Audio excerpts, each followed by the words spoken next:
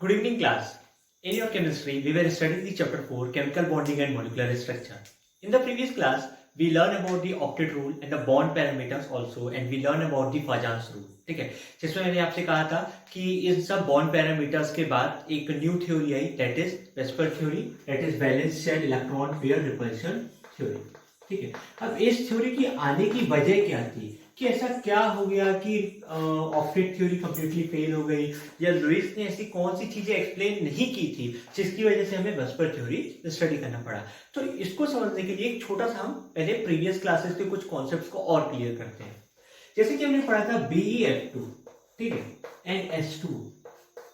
ठीक है, जब इन्होंने इसके बारे में स्टडी किया, यदि हम इसमें देखें तो नंबर ऑफ टोटल एलिमेंट्स 3 है, इसमें भी नंबर ऑफ टोटल एलिमेंट्स कितने हैं, 3 हैं. तो इनका स्ट्रक्चर जैसे BeF2 का जो स्ट्रक्चर था वो लीनियर था. ठीक है, ये था. बट H2O के केस में भी हमको यही मिलना चाहिए था कि इसका स्ट्रक्चर भी क्या होना चाहिए, लीनियर होना चाहिए. पर जब उन्होंने इसके बारे में स्टडी की तो उन्होंने पाया कि इसका स्ट्रक्चर लीनियर नहीं है, इसका स्ट्रक्चर कुछ इस तरीके से है, ऐसे. यानी ये जो दो बॉन्ड एंगल, ये जो दो बॉन्ड पेयर्स बन रहे हैं, ठीक है, जो बॉन्ड बन रहे हैं, इनके बीच का जो एंगल है वो 180 डिग्री है. किसके केस में, BeF2 के केस में. लेकिन H2O के केस में जो बॉन्ड एंगल था वो 104 डिग्री था. तो ये क्या था, लुईस ये एक्सप्लेन नहीं कर पाया कि ऐसा क्यों हो रहा है, कि इसकी क्या वजह है कि ये इसका बॉन्ड एंगल डिफर कर रहा है. जबकि यार देखा जाए तो मॉलिक्यूल्स और मतलब सेम ही फॉर्मूला है, तो उसकी वजह से ये एक्सप्लेन नहीं हो रहा था. तो इस प्रोसेस को एक्सप्लेन करने के लिए, या ये जो हमको वेरिएशंस मिल रहे थे, इसको एक्सप्लेन करने के लिए वेस्पर थ्योरी आया. एक और एग्जांपल लेते हैं जो आपको और क्लियर कर देगा. जैसे कि अगर मैं पढ़ूं BF3 एंड NH3, ठीक है, यदि मैं BF3 का देखूं तो BF3 का जो स्ट्रक्चर है वो कुछ इस तरीके से होता है, BFF. यानी हर बॉन्ड के बीच में 120 डिग्री बन रहा है, हर बॉन्ड के बीच में 120 डिग्री बन रहा है. और ये कौन सा शेप दे रहा है, मेरे को ट्रायंगल शेप दे रहा है, प्रॉपर ट्रायंगुलर शेप दे रहा है. बट इसके केस में क्या हो गया, इसके केस में कुछ हाइड्रोजन तीनों एक ही तरफ थे, ऐसे.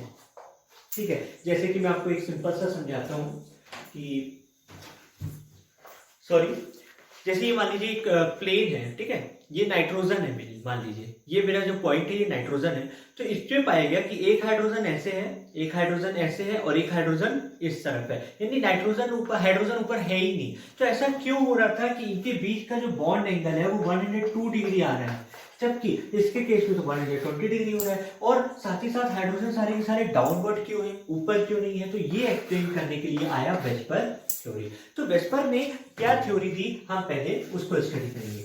वेस्पर ने कहा कि जब भी बॉन्ड बनता है या जब भी बॉन्ड स्ट्रक्चर्स का फॉर्मेशन करते हैं, ठीक है, जब भी हम स्ट्रक्चर्स बनाएंगे, किसी भी मॉलिक्यूल्स की ज्योमेट्री हम बनाएंगे, तो उसमें बॉन्ड पेयर और लोन पेयर दोनों पार्टिसिपेट करता है. ठीक है, ये दोनों पार्टिसिपेट करते हैं और यही बताते हैं कि किसी भी मॉलिक्यूल की ज्योमेट्री या फिर उसकी स्ट्रक्चर क्या हो. ठीक है, अब बारी आती है कि बॉन्ड पेयर क्या है. तो बॉन्ड पेयर क्या था कि जब BeF2 के बीच में बॉन्ड बना तो ये क्या कहलाएगा, बॉन्ड पेयर. ठीक है, H2O के केस में जब हाइड्रोजन और ऑक्सीजन के बीच में बॉन्ड बना, ये बॉन्ड पेयर. अब हम जानते हैं कि ऑक्सीजन के पास दो लोन पेयर भी होते हैं, तो ये क्या है, लोन पेयर है. ये क्या है, लोन पेयर है. तो उसने कहा कि हर कोई अपने आप को इस तरीके से अरेंज करता है, यानी हर मॉलिक्यूल्स हर अपने आप को इस तरीके से अरेंज करता है कि वो मैक्सिमम स्टेबिलिटी अचीव करे. ठीक है, यानी उसका ज्योमेट्री परफेक्ट हो, मिनिमम रिपल्शन हो और मैक्सिमम क्या हो, स्टेबिलिटी.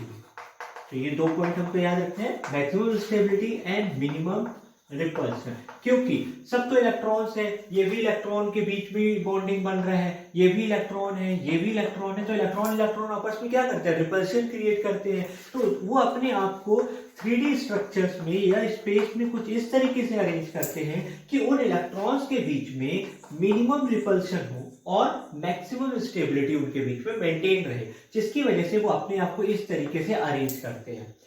तो अब उसने कहा कि जब अब यहाँ पे 3 प्रकार के रिपल्शन पॉसिबल है. कैसे, 3 प्रकार के रिपल्शन जो पॉसिबल है, पहला जो रिपल्शन है वो लोन पेयर के बीच में है। अब जैसे किसी मॉलिक्यूल्स के पास एक लोन पेयर है, किसी के पास दो है, किसी के पास तो एक भी लोन पेयर नहीं है, तो उस केस में जिसके पास दो लोन पेयर है उनके बीच में लोन पेयर रिपल्शन लगेगा। सेकेंड, जिसके पास सिर्फ एक लोन पेयर है तो उनके बीच में lone pair bond pair repulsion लगेगा। And third, bond pair repulsion सबसे कम रहेगा। ठीक है ना, बॉन्ड पेयर रिपल्शन सबसे कम रहेगा। ये आपको अच्छे से याद रखना है कि अब ऐसा क्यों हो रहा है कि लोन पेयर रिपल्शन सबसे ज्यादा है, लोन पेयर बॉन्ड पेयर कम है, बॉन्ड पेयर सबसे कम है। इस वजह से क्योंकि लोन पेयर जो है वो सिंगल न्यूक्लियाई से शेयर होता है, वो सिंगल न्यूक्लियाई से शेयर कर रहा है, जबकि बॉन्ड पेयर जो है वो टू न्यूक्लियाई के बीच में शेयर हो रहा है। जैसे कि अगर मैं एग्जांपल लूं H2O का, ये ऑक्सीजन है, ये हाइड्रोजन है, ये भी हाइड्रोजन है, कि इसका जो लोन पेयर है ये और इसका जो लोन पेयर ये सिंगल ऑक्सीजन से ही शेयर हो रहा है।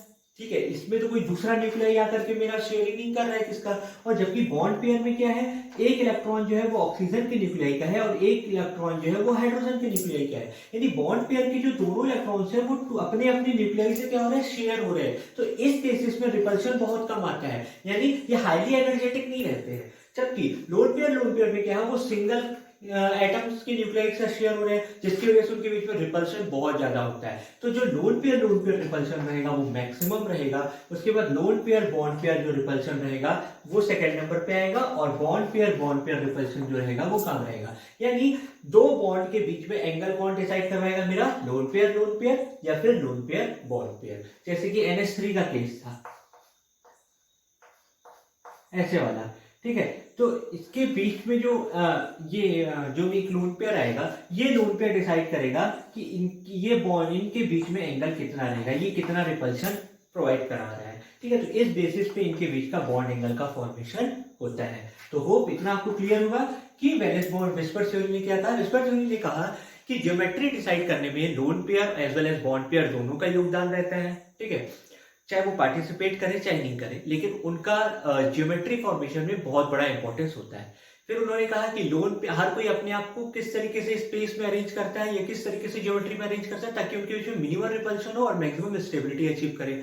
थर्ड पॉइंट पे उसने कहा कि लोन पेयर रिपल्शन सबसे ज्यादा होता है, फिर बॉन्ड पेयर रिपल्शन होता है, और फिर बॉन्ड पेयर रिपल्शन सबसे कम होता है। इसकी वजह क्या थी कि ये सेम न्यूक्लियाई में है और ये अदर्स न्यूक्लियाई से शेयर होते हैं, जिसकी वजह से उन्होंने इसके बारे में ज्योमेट्री के बारे में उन्होंने बताया। तो उन्होंने इस बेसिस पे हर मॉलिक्यूल्स की ज्योमेट्री के बारे में बताया, उनके एंगल्स के बारे में बताया कि वो कौन सा आपको दो बॉन्ड्स के बीच में एंगल कैसे बनेगा, जो हमने बॉन्ड एंगल टॉपिक स्टडी किया था, और उनकी ज्योमेट्री कैसे रहती है। ठीक है, जैसे पहला मॉलिक्यूल AB2 का मतलब है अभी इसमें एक भी लोन पेयर नहीं है, एक भी लोन पेयर नहीं रहेगा। तो BF2 जैसे एग्जांपल, इनके बीच में एंगल जो है वो 180 डिग्री है। ठीक है, कौन सा एंगल है, 180 डिग्री है। दोनों मतलब दो बॉन्ड्स के बीच में जो एंगल रहेगा 180 डिग्री रहेगा, और इनका जो शेप रहेगा वो लीनियर रहेगा। ये आपके एनसीईआरटी बुक में विस्पर थ्योरी जहाँ पे आपको टॉपिक है उसके बाद में आपको ये पूरा उन्होंने चार्ट वाइज जैसे प्रोवाइड किया हुआ है। सिमिलरली मैं भी आपको ऐसे ही बता रहा हूँ, तो इसमें आपको इशू नहीं आएगा। ठीक है, सेकेंड AB3 टाइप का, यानी जैसे अभी हमने BF3 पढ़ा, तो इनके बीच में जो बॉन्ड एंगल रहता है 120 डिग्री, और इसका शेप क्या है, ट्राइगोनल प्लेनर। यानी कि वो कैसे बनेगा, जस्ट सपोज ये बोरॉन है तो एक फ्लोरीन ऊपर, एक फ्लोरीन यहाँ, एक फ्लोरीन यहाँ, तो प्लेन के ऊपर ही बन रहा है, तो इसलिए हम इसको क्या बोलते हैं, ट्राइगोनल प्लेनर। ठीक है, थर्ड जो है मेरा AB4 टाइप का मॉलिक्यूल। अब AB4 में आपका जो एग्जांपल आता है that is I think SiCl4। ठीक है, SiCl4, इनके बीच का जो बॉन्ड एंगल रहेगा 90 डिग्री, एंड ये स्क्वायर प्लेनर बनाएगा। आई थिंक स्क्वायर प्लेनर है या फिर टेट्राहेड्रल है, वेट,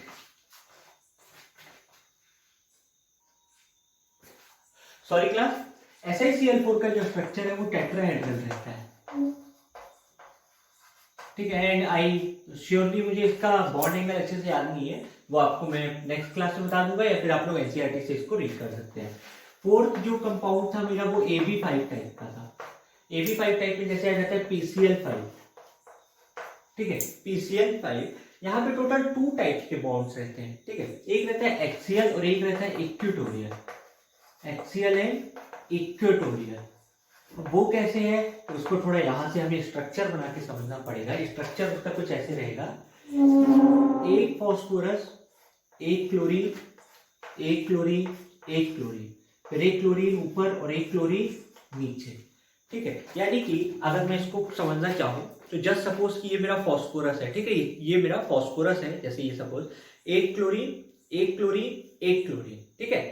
एक क्लोरीन ऊपर की तरफ, एक क्लोरीन नीचे की तरफ, ठीक है। तो जो मेरे बॉन्ड प्लेन पे है, यानी इस पे थोड़ा ध्यान से देखिएगा, एक क्लोरीन, एक क्लोरीन, एक क्लोरीन, तो जो मेरे बॉन्ड प्लेन पे है उसको मैं बोलता हूँ इक्वेटोरियल बॉन्ड। उसको क्या बोलते हैं हम लोग? इक्वेटोरियल बॉन्ड बोलते हैं, ठीक है। और जो एक्सियल रहता है, जो ऊपर और नीचे की तरफ निकला हुआ है, उसको मैं क्या बोलता हूँ? एक्सियल बॉन्ड, ठीक है। अब जस्ट सपोज कि ये जैसे निकला हुआ था, इसको मैं अगर ज्वाइन कराता तो एक ये पिरामिड बनता, और नीचे से भी इसको ज्वाइन कराता तो एक ये पिरामिड बनता। यानी ये इसको यहां से ज्वाइन करा है, इसको और इसको भी, तो एक ये पिरामिड शेप बन रहा है, नीचे से भी पिरामिड बन रहा है, तो इसको क्या बोलते हैं? Trigonal bi pyramidal.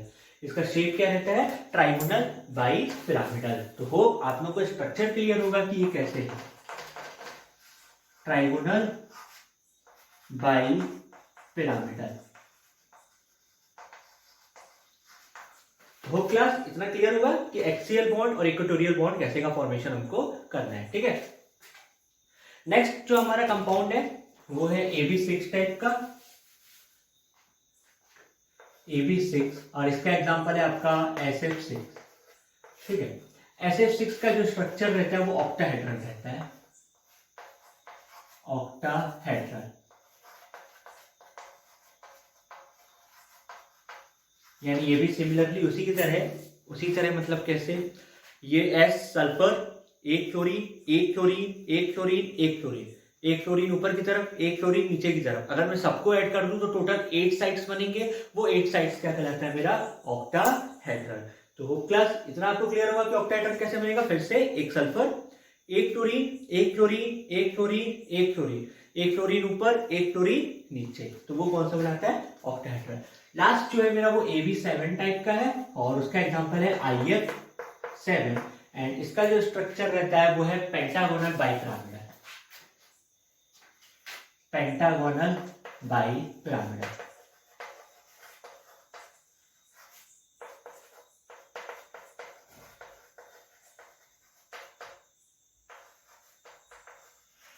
ठीक है, यानी ये आयोडीन, एक क्लोरीन, एक क्लोरीन, एक क्लोरीन, मतलब ये पेंटागोन शेप में क्लोरीन बनाएगा ऐसे।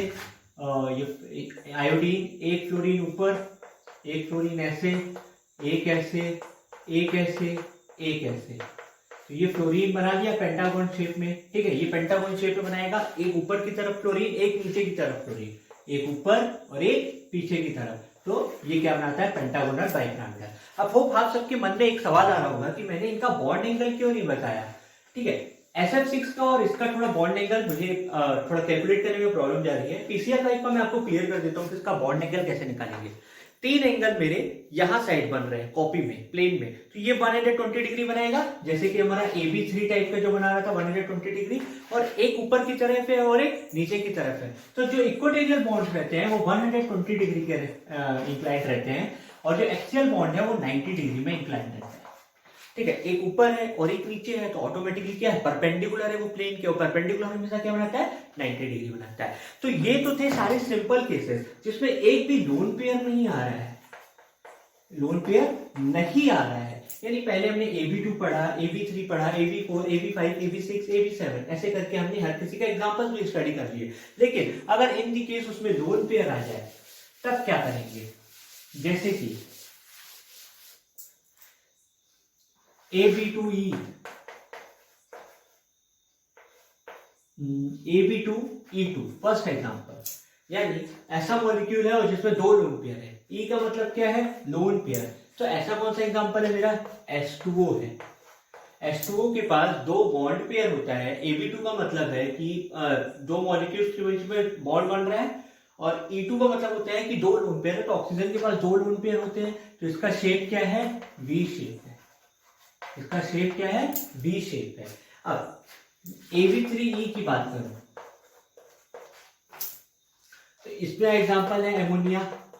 एमोनिया के पास कितना लोन पेयर, एक लोन पेयर, इसीलिए मैंने यहाँ पे एक लोन पेयर शो किया है। ठीक है, तो इसका जो शेप होता है वो टेट्राहेड्रल होता है।